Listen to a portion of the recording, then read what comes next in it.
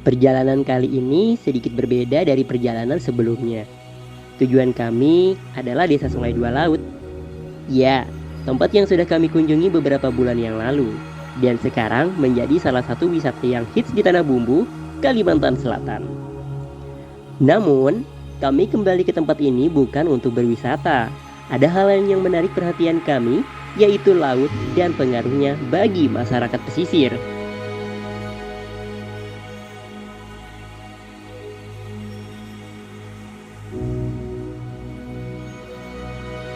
Desa Sungai Dua Laut terletak di Kecamatan Sungai Loban, Kabupaten Tanah Bumbu, Kalimantan Selatan.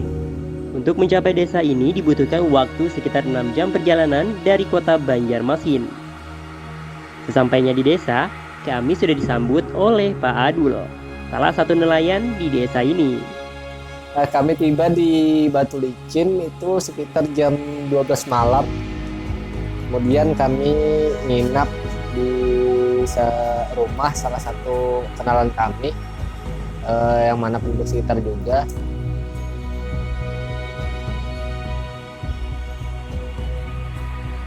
Tibalah kami di pagi hari yang cukup cerah dengan laut yang tenang.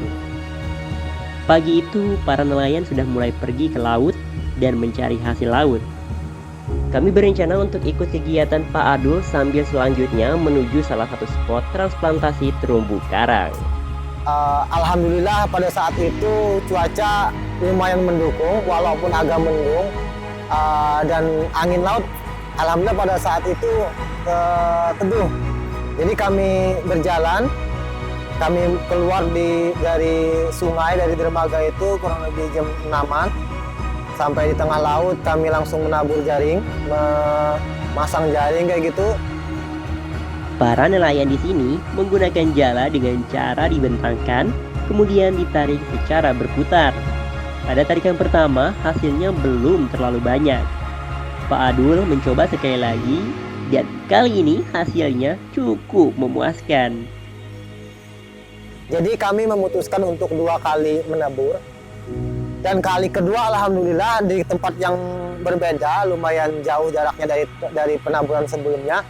Alhamdulillah itu kami lumayan dapat banyak, kurang lebih ya 2 kilo lebih lah ketimbang yang sebelumnya.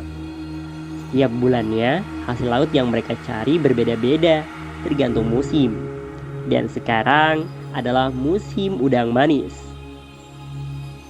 Itu yang kami dapatkan itu ada berbagai macam udang manis, udang tiger, udang flower, dan ada berbagai macam ikan ya, ikan otek, ikan sulung-sungan, ikan separo apalah itu. Jadi alhamdulillah yang tabur kedua itu lumayan banyak. Kemudian beliau mengantarkan kami menuju salah satu titik transplantasi terumbu karang. Salah satu keunikan tempat ini adalah penangkaran terumbu karangnya.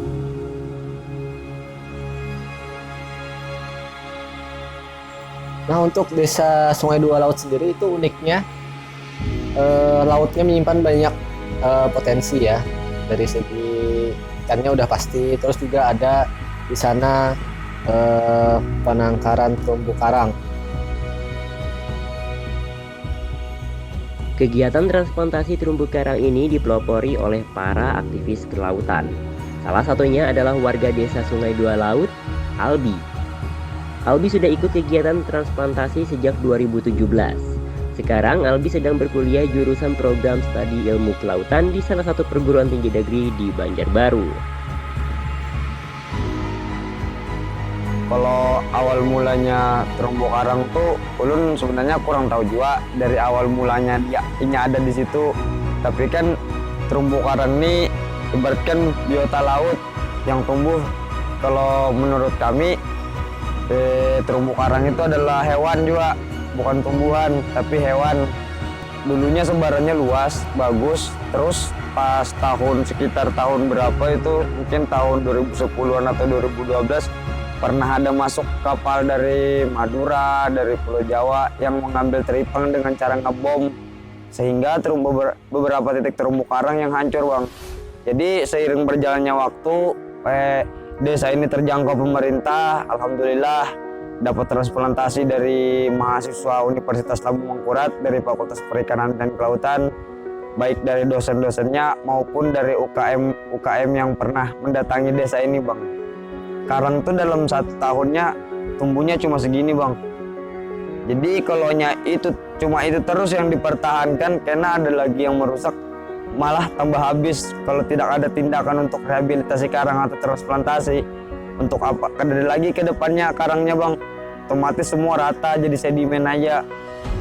Tempat ikan tinggal mencari makan buat anak cucu nanti ke depannya bagaimana untuk pekerjaannya di laut. Hal yang membuat kami kagum adalah masyarakat pesisir ini sadar akan pentingnya melestarikan laut. Mereka tidak melaut menggunakan cara yang dapat menghancurkan laut, misalnya pengeboman. Mereka juga mengembalikan ikan-ikan yang tidak memiliki nilai jual ke laut. Dan yang paling penting, mereka mendukung kegiatan transplantasi terumbu karang. Tahun 2017 itu sebelum menjadi mahasiswa sih. Sebelum menjadi mahasiswa, jadi pas ke sini sudah ikut gitu saat kegiatan-kegiatan.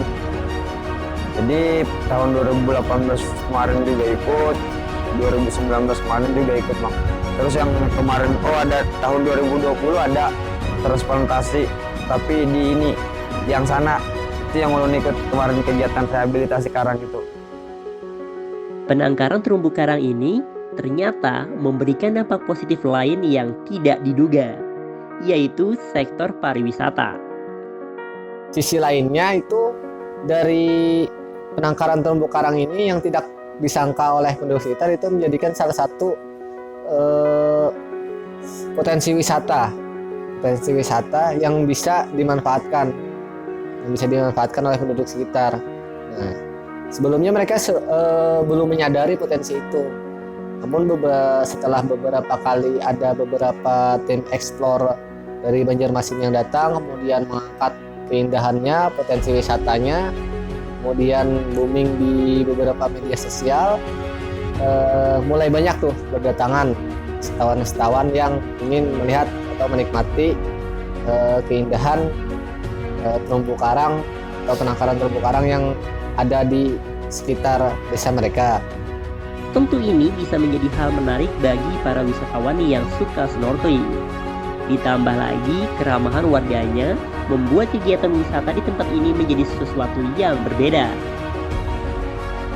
Setelah puas menikmati laut, kami kembali ke desa sambil membawa hasil tangkapan kami tadi. Sebagian dari hasil tangkapan disisihkan oleh istri Pak Adul untuk kami makan siang, dan sebagian lagi dijual. Kami tentu sangat bersemangat merasakan secara langsung hasil laut segar hasil tangkapan sendiri. Dan memang benar, rasanya sangat luar biasa. Rasa lelah setelah melaut bercampur dengan nikmatnya hasil laut yang masih segar dan langsung dimasak. Rasa seperti ini belum pernah kami dapatkan sebelumnya. Karena begitu dikirim ke kota, hasil tangkapan laut harus di-packing dulu dengan icebox. Kemudian, kami diajak berkeliling melihat salah satu tanaman khas yang hanya tumbuh di daerah pesisir, pohon nipah. Pohon ini memiliki banyak manfaat bagi warga desa. Daunnya sering digunakan sebagai atap, dan buahnya ternyata dapat dijadikan minuman yang menyegarkan. Rasa manis yang dihasilkan dari air gula buah ini memberikan rasa yang sangat khas. Minuman seperti ini hanya bisa ditemukan di daerah ini, sehingga sayang rasanya jika berkunjung ke pantai ini tanpa menikmati minuman ini. Hal lain yang kami suka saat berada di desa ini adalah memetik dan meminum air kelapa. Ya, warga desa memang sudah biasa dengan kelapa, sehingga di sini kelapa tidak dijual. Kami diperbolehkan memetik sepuasnya. Kami melanjutkan perjalanan menuju salah satu pantai, tempat yang sering dijadikan persinggahan oleh pengendara yang melintasi daerah Tanah Bumbu, Pantai Pagatan. Pantai ini terkenal dengan pemandangan laut yang indah dan pentol ikannya. Ya, pentol ikan. salah satu olah khas masyarakat Tanah Bumbu. Bersinggah ke tempat ini sambil menikmati pemandangan laut dan sedikit mengisi perut dengan pentol ikan sudah seperti menjadi sesuatu yang wajib bagi kami. Hampir setiap kali kami melewati tempat ini, kami menyempatkan diri untuk sekedar membeli jajanan ini. Hal ini membuat kami tertarik untuk menggali lebih dalam tentang proses produksi pentol ikan ini. Dari berbagai informasi, akhirnya kami bertemu dengan Pak Soiman. Pak Soiman adalah ketua dalam KUB Mina Usaha yang berada di bawah bimbingan Dinas Kelautan dan Perikanan Tanah Bumbu. Pentol ikan ini berbahan dasar ikan parang-parang. Ikan ini jarang dimakan secara langsung, namun begitu diolah menjadi pentol ikan, nilainya bisa naik beberapa kali lipat. Pak Soiman sudah berkecimpung di dunia pentol ikan ini sejak 20 tahun yang lalu. Menurut beliau, sudah banyak beberapa perubahan terjadi karena berkembangnya peralatan dalam pembuatan pentol ikan. Kalau dulu sebelum kita mengenal alat, susah. Kita manual loh, memisahkan tulang itu pakai apa itu? Pokoknya alatnya manual saya, paling kapasitasnya 10 kilo satu hari. Sekarang dengan adanya mesin, ada ikan 1 ton, tepatnya 1 kuintal lah. Itu bisa dikerjakan dengan mesin sebentar aja. Kalau dulu disitulah. Dengan adanya Sendra kemarin itu memperkenalkan alat, di situ kita punya wawasan juga, tambah wawasan lah. Kalau dulu kan cuman manual itu, iya. Terus penyimpanan aja nggak ada yang di pressure kan, ya nggak ada penyimpanan di pressure itu. Jadi dengan adanya masuklah kelompok, ada kelompok ini bentuknya kelompok, ada juga binaan dari dinas kan, kita dikirim untuk pelatihan di Banjarmasin. Jadi kita lebih tambah wawasan, diperkenalkan alat pengadonan, alat pemisah tulang, alhamdulillah.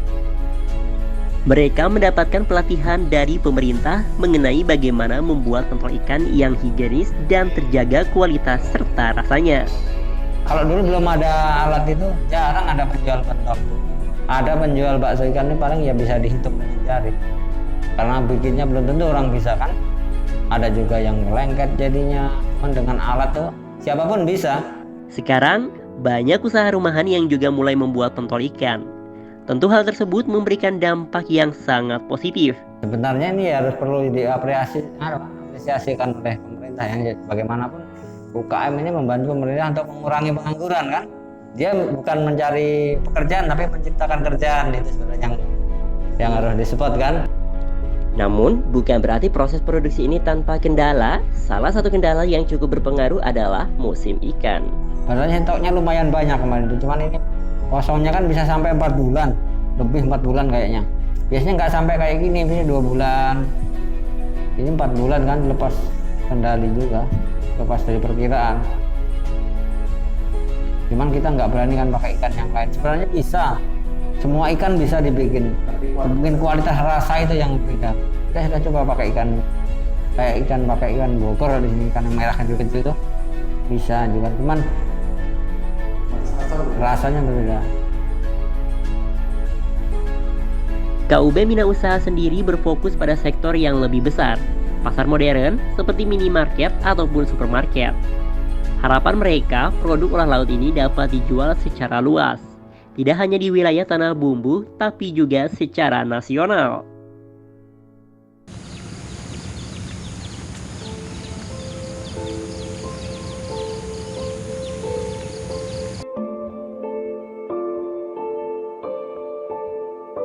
Setelah beberapa hari, akhirnya kami tahu bahwa laut sangat menarik. Bahkan, apa yang kami bayangkan tentang kehidupan masyarakat pesisir juga sangat berbeda dengan yang kami rasakan secara langsung. Laut sangat kaya, juga indah. Banyak hal yang tidak akan didapatkan oleh masyarakat yang tinggal di daerah perkotaan. Kami mungkin akan kembali lagi ke tempat ini untuk menikmati indahnya laut, memakan hasil tangkapan laut yang segar, melihat malam yang disinari bulan dan bintang, serta merasakan segarnya kelapa dan buah nipah. Sambil menyempatkan membeli olahan khas laut, baik untuk oleh-oleh atau sekedar menikmatinya sambil memandangi pantai.